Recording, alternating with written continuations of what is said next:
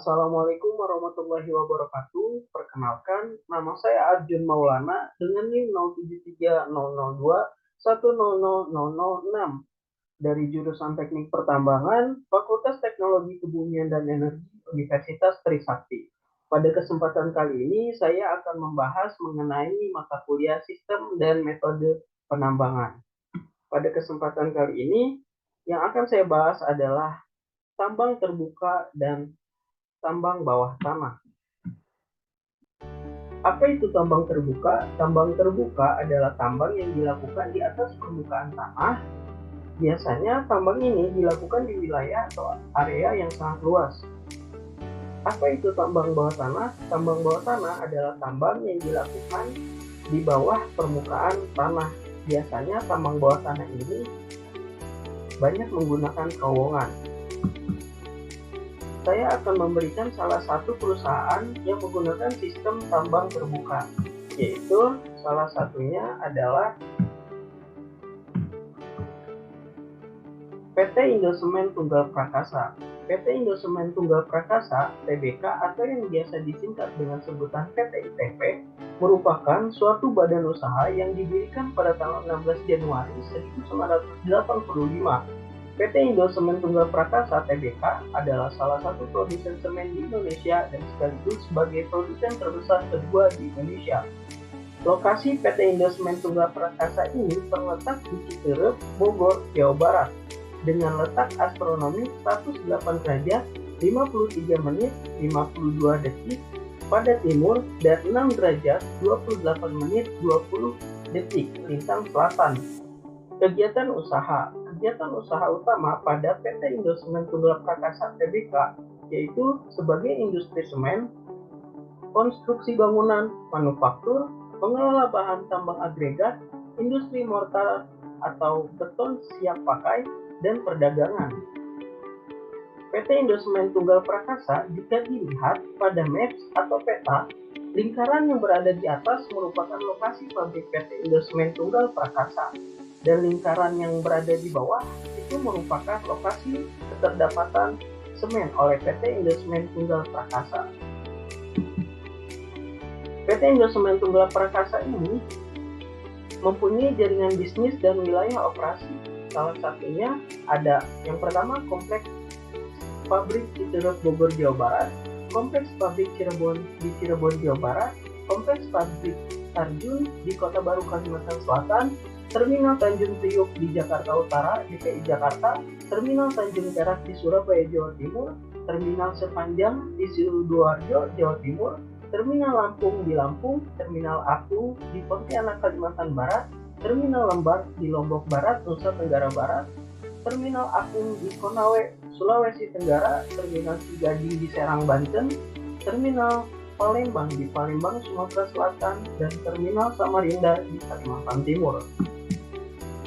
Pembinaan sistem dan metode penambangan pada PT Indosemen ini, sistem penambangannya adalah tambang terbuka atau surface mining, dengan metode penambangannya adalah quarry atau quarry D, di mana proses penambangannya meliputi land clearing, drilling, blasting, hauling, crushing, dan conveying.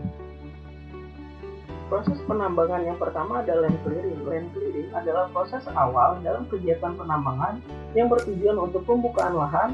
Alat yang digunakan pada kegiatan ini adalah bulldozer. Pada proses ini dilakukan penambangan pohon dan pengerusan tanah hingga permukaan lapisan tanah pucuk atau topsoil. Lalu pada drilling adalah kegiatan pelubangan atau pembuatan lubang tembak untuk keperluan peledakan. Tipe yang digunakan adalah perkusif dan down the hole dengan diameter bermacam-macam, yaitu 3 inci, 3,5 inci, 4 inci, 4,5 inci, 5,25 inci, dan 6 inci. Pada blasting adalah kegiatan yang bertujuan untuk memisahkan batuan dari batuan induknya dengan ukuran tertentu dengan cara peledakan, sehingga dapat memudahkan pada proses selanjutnya, yaitu loading, hauling, dan crushing. Pola peledakan yang digunakan di quarry D adalah stager dengan spasi Barden yang berbeda-beda, tergantung oleh diameter lubang ledak. Bahan peledak yang digunakan yaitu seperti anvil, power gel, dan detonator listrik sebagai pemicunya.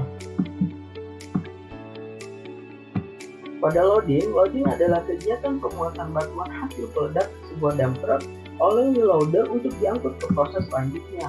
Lalu hauling adalah kegiatan yang bertujuan untuk mengangkut material ke crusher. Alat yang digunakan adalah dump truck dengan kapasitas 60 ton. Crushing adalah kegiatan peremukan atau pemecahan batuan untuk mendapatkan ukuran tertentu sehingga dapat diolah di pabrik. Lalu conveying adalah kegiatan transportasi ke material yang dilakukan oleh conveyor menuju storage pabrik dengan panjang lintasan konselor dari quality ke storage sekitar 4,5 km. Lalu pada perusahaan tambang bawah tanah yang saya pilih adalah PT Cibaliung Sumber Daya, di mana PT Cibaliung Sumber Daya atau yang biasa disingkat dengan sebutan PT CSD merupakan suatu badan usaha yang didirikan pada tahun 2010. Pada tanggal 6 Juli 2009, PT Cibaliung Sumber Daya beroperasi sebagai anak perusahaan di PT Aneka Tambang atau yang kita kenal sebagai PT Antam. Lokasi dari PT Cibaliung Sumber Daya ini terletak di ujung barat daya Pulau Jawa di sebelah timur Taman Nasional Ujung Kulon. Secara administratifnya berada di wilayah Desa Mangkukalam, Padasuka, Kecamatan Cimangku, Kabupaten Pandeglang. Kegiatan usaha utama pada PT Cibaliung Sumber Daya yaitu meliputi industri pengambilan biji emas mentah. Pada PT Cibaliung Sumber Daya, jika dilihat pada map atau peta yang ada, lingkaran yang berada di atas merupakan lokasi pabrik PT Cibaliung Sumber Daya, dan lingkaran yang berada di bawah merupakan lokasi keterdapatan biji emas oleh PT Cibaliung Sumber Daya, di mana lokasi keterdapatan biji emas oleh PT Cibaliung Sumber Daya ini berdampingan langsung dengan PT Antam. Pemilihan sistem dan metode penambangannya yaitu sistem penambangan dari PT Cibaliung Sumber Daya adalah tambang bawah tanah atau underground mining. Dengan metode penambangannya adalah cut and fill.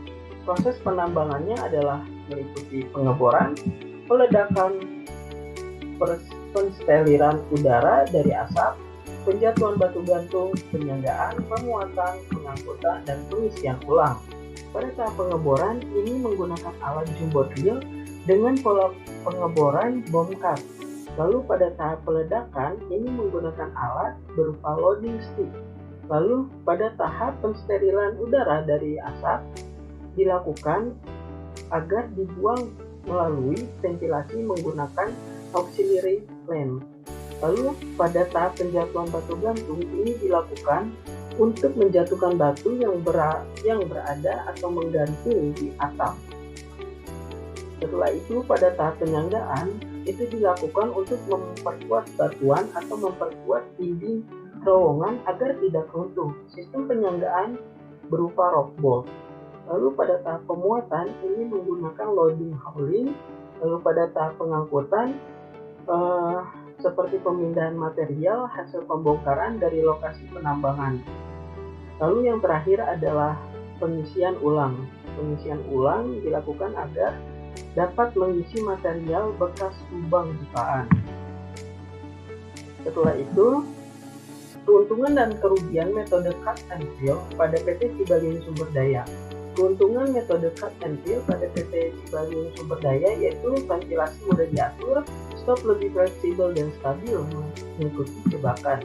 Dinding antara dua stop yang berdekatan bisa lebih tipis dibandingkan dengan metode lainnya. Dilusi bisa seminim mungkin. Dan kerugian metode cut and fill pada PT CSD yaitu diperlukan guru atau tenaga kerja yang lebih banyak untuk dapat menangani filling. Tidak lupa, diperlukan banyak material filling yang sangat banyak, butuh banyak air untuk pulp, lalu output dari stok sangat terbatas karena aktivitas filling.